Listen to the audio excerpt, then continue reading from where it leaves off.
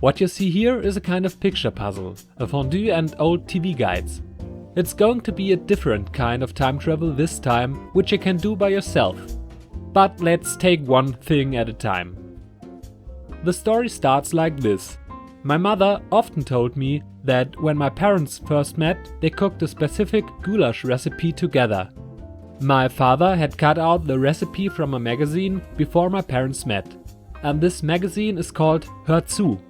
It's a German TV guide, or to be more precise, the first German TV guide.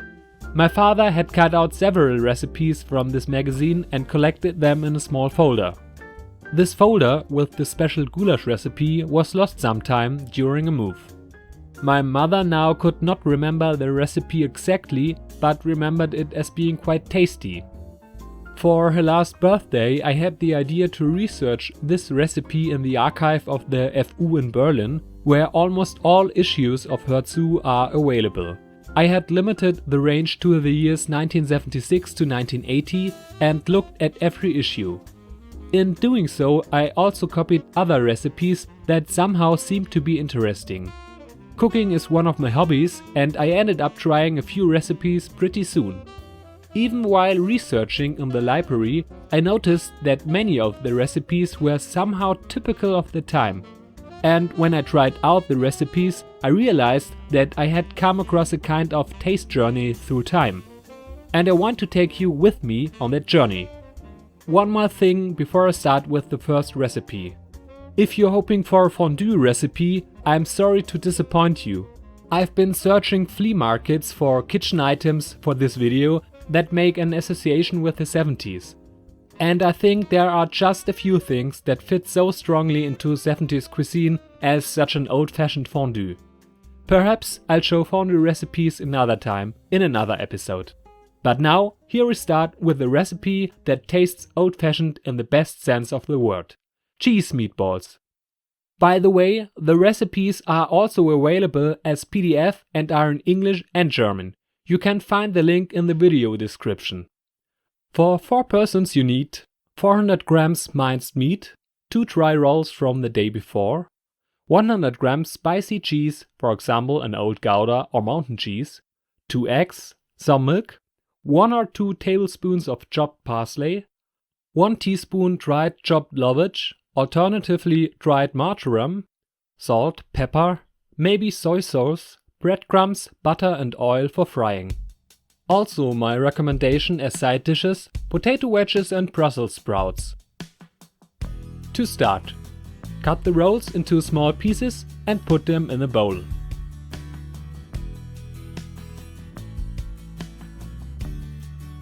Then moisten with milk. Do not use too much milk so that the meatball mixture does not become mushy later. Add the 2 eggs and mix everything well. Leave the rolls to soak for at least 10 minutes. In the meantime, cut the cheese into small pieces and chop the parsley. Add the minced meat, cheese, parsley and lovage to the roll mixture. Season everything well with salt, pepper and, if you like, with soy sauce. Soy sauce makes the taste a little more hearty. Mix everything well and then put the mixture aside. Form 8 meatballs from the meatball mixture. Then roll them in the breadcrumbs. Melt the butter and oil in a frying pan and fry the meatballs until golden brown.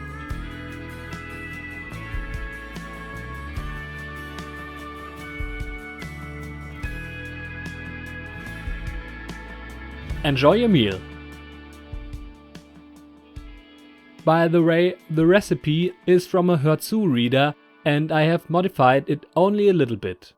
Originally, for example, processed cheese is used here, which is pretty tasteless in my opinion. The Hör zu was different back then than it is today. There are still recipes in Hör zu today, but they are always from a TV chef and quite often not very down to earth. This is also a sign of the times. Back then, there was a section in Hör zu called Family Journal, and there were always at least 3 recipes in it. Sometimes on a topic such as dishes with eggs, sometimes dishes from a particular region of Germany, and sometimes a page with the recipes from her Herzu readers. But now on to the next recipe. A rather simple recipe, not spectacular at first glance, but one ingredient turns it into a truly fantastic dish: baked carp slice. Carp is my favorite fish, and I recommend a potato salad with it, which I have included in the recipe. And for the potato salad you need 1 kilogram peeled potatoes, 5 tablespoons of good cold pressed oil, 5 tablespoons white wine vinegar, 2 teaspoons of mustard, strong broth, salt, pepper, nutmeg, about a half teaspoon of sugar, fresh marjoram, alternatively fresh parsley, dried or fresh lovage, and if you like, mayonnaise. Peel the potatoes and weigh 1 kilogram. Cut them into small pieces and cook carefully in strong broth over low heat. Then save 250 ml of the broth and put it aside. Remove the rest of it and let the potatoes cool down a bit on a plate. While the potatoes are cooking, chop the marjoram. I have just got none, therefore I take parsley. But I got fresh lovage, I chopped that too, of course. For the vinaigrette, mix in a small bowl vinegar, oil, mustard and sugar. The mustard acts as an emulsifier. You don't need a whisk. Everything will combine quite well later because of the still warm broth. Now season with pepper and nutmeg and especially salt very well. If necessary, add a little sugar again. If you think the vinaigrette is close to being completely salty, it's just fine, because the potatoes will absorb it later. Cut the cooled potatoes into slices and put them in a bowl. While doing so, repeatedly add some of the broth and herbs. Use about half of the broth in this way. To finish, mix the other half of the broth with the vinaigrette and then add the mixture to the potatoes. Mix everything carefully. Then leave well sealed in the fridge for at least 12 hours. Thereby mix 2 times. Now we move on to the actual recipe from the Herzu, the carp slices. For this you need 800 grams carp fillet with skin, 2 eggs, flour, breadcrumbs, lemon juice, some paprika powder, salt, pepper, soy sauce, this is even said in the original recipe, and 1 or 2 tablespoons of pickled green peppercorns. And this is the ingredient that makes the dish exciting. Wash the carp fillet, dry it and portion it. Sprinkle with a little lemon juice and season with salt and pepper. Whisk the eggs with a little soy sauce and salt and pepper. Cut the green peppercorns in half or crush them slightly.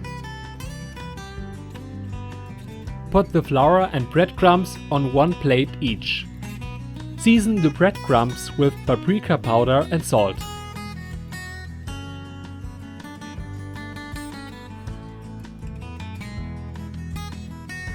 Now bread the carp fillets. Do not leave them for a long time, but fry them soon.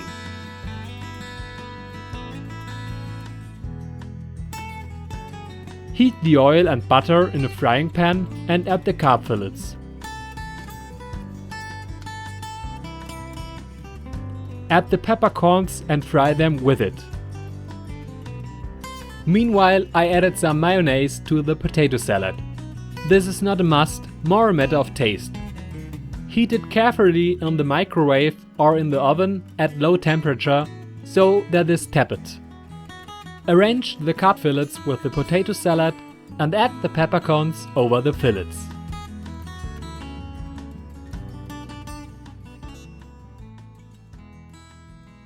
Although the last recipe was a fish recipe, maybe you already have a suspicion about the recipes. One thing is also very typical of the time that the recipe states from: meat. Meat, meat, meat. There are hardly any vegetarian recipes. Sometimes you find a vegetable recipe and think that seems to be vegetarian, but then meat pops up somewhere. A Brussels sprouts casserole with Emmental cheese, but there must be sausages in it. Or a mushroom ragu with ham.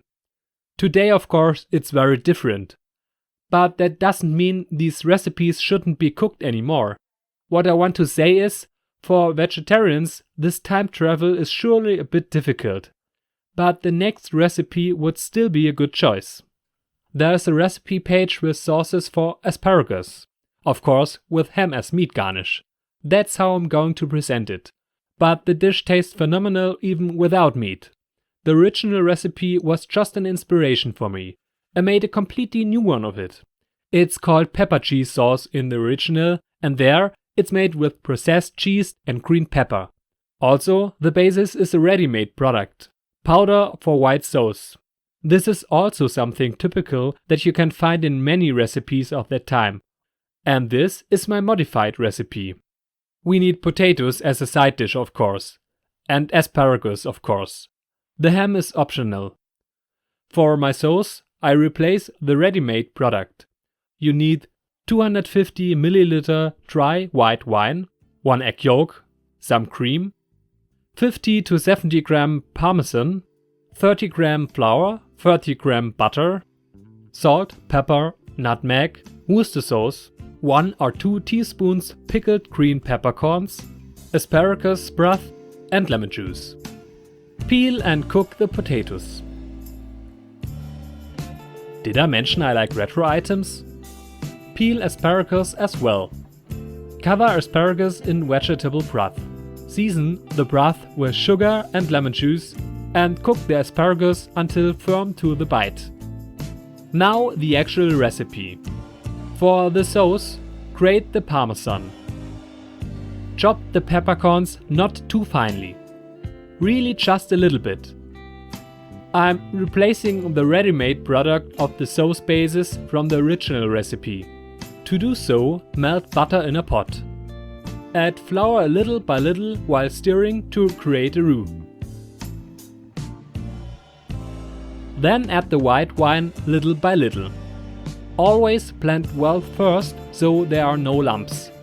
And do not use a whisk at the beginning, as in some recipes senselessly said. When the wine is completely filled in, add a few ladles of the asparagus broth to the sauce until the desired consistency is reached. Then add a little cream. Now mix in the grated cheese and let the mixture simmer a bit so that the cheese dissolves. Afterwards, add the peppercorns as well. Then remove the pot from the heat. Add the egg yolk to the sauce while stirring. It will thicken a little more. Then dilute the sauce to the final consistency with more asparagus broth. Now season the sauce to taste. Lemon juice, a little sugar, salt, pepper, nutmeg and Worcester sauce. This is also such an ingredient that is rarely found in recipes today. And ready is an asparagus dish with a really good sauce. I admit the last recipe doesn't have as much of a retro feel to it because of my very significant change in taste, although it does taste better as a result. That's quite different in the next recipe. Chicken curry ragu. Who now thinks of Indian cuisine will be surprised. This is a recipe of the kind that brought a taste of exotic into German kitchen at that time. It has little to do with Indian cuisine, but it tastes good. And it's quite unusual for people who today know Indian cuisine much better. You need for 4 persons 500 grams cooked chicken or fresh chicken breast fillet, 1 or 2 cans of mandarins, 1 can of pineapple cubes, juice from the can of pineapple, 2 or 3 tablespoons curry powder, 300 ml chicken broth, raisins, 35 grams butter, 35 grams flour, some cream, and, if necessary, some lemon juice. For the side dish, 250 grams rice and 200 to 250 grams frozen peas. You can use cooked chicken, as I said, which is left over from another dish. Or you can take fresh chicken breast like I did. Cut it into cubes and fry them in a pan. Like I said, there are a lot of ingredients missing in the recipe that you would expect to find in Indian cuisine. The dish is therefore probably unusual for some today, but also somehow very nostalgic. But back to the recipe. The meat is done. First, let the fruit drain a bit. Collect the pineapple juice, it is still needed. Now make a roux of butter and flour in a pot again. Add the chicken broth little by little. Then add some cream and fill up with pineapple juice to the desired consistency. But don't keep it too thin, because it will be thinned again later by the fruits. Now I added the curry powder, and if you're smart, you don't do it now, but while you're still pouring the roux with the chicken broth. Then the curry powder dissolves much easier and you don't have to stir as much as I did. I simply forget about it. Anyway, then season the sauce with salt, pepper and if necessary, lemon juice. Afterwards add the meat and stir. The last thing to do is to add the pineapples, mandarins and raisins and gently fold them in. That's it, essentially. Meanwhile, by the way, you make rice. I think everyone should know how to do that. Just before the end, the peas are added to the rice and cooked with it. In the original recipe, the pea rice is arranged as a high ring on a large round platter and the ragu is filled in the middle. I choose to serve it a different way. Yellow and brown tones. This is also typical of the time. What could be more appropriate on the plate than curry powder, yellow and orange fruits and brown raisins? By the way, after trying quite a few of the recipes of the years 1976 to 1980, I wanted to look into some other volumes as well. I did my first research at the beginning of the corona pandemic. That's when the libraries were still open. When I wanted to do the second research, they were closed. Later on, it was at least possible to borrow books, but the Hertz issues can only be used on the location, and that is still very limited. So, in case you want to see more recipes of this kind, it might still take some time. In the meantime, perhaps this very hearty stew recipe will comfort you through cold and rainy days. It's called trunk lentils. For 4 people, you need 2 cups of brown lentils. Cups as unit of measurement is also something that is rarely found in recipes today. In this case, 1 cup equals 125 grams of lentils, so 250 grams of lentils in total. The first thing to do is to chop a big onion. Melt some butter in a large pot and sweat the onion in it until it is translucent. After a minute, add about 60 to 100 gram bacon cubes and fry them a little bit. Add 2 level tablespoons of tomato paste and fry as well. Now, the reason why the dish is called trunk lentils appears. Deglaze the onion and bacon mixture with a little beer. Now, add the lentils and fill up with beer. First about half a liter. Also 300 to 400 ml of strong meat broth. Spice it all up with a little soy sauce. It's not in the original recipe like so many things I've added to recipes, but soy sauce enhances the beer flavor. While the lentils are cooking on low heat for a total of 45 minutes, the other ingredients are prepared. Clean the root vegetables and cut them into small pieces. In any case, you need leeks and carrots. Also celeriac or parsley roots. Tomatoes bring a bit of freshness into play. Cut the tomatoes into quarters. Remove the seeds and cut into not too small cubes. Herbs are also part of a good stew. Freshly chopped parsley and freshly chopped lovage. If you can't find any, dried lovage will also do fine.